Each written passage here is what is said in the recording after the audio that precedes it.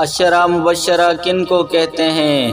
اگر آپ کو معلوم نہیں تو آئیے ہم آج آپ کو ان کے بارے میں بتاتے ہیں۔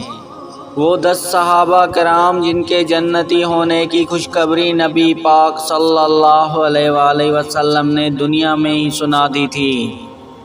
نمبر 1، حضرت ابو بکر صدیق، حضرت عمر فاروق، حضرت عثمان غنی، حضرت علی کرم اللہ وجہہ، حضرت طلحہ بن عبید، حضرت زبیر بن العوام، حضرت عبد الرحمن بن عوف، حضرت سعد بن ابی وقاص، حضرت سعید بن زید، حضرت ابو عبیدہ۔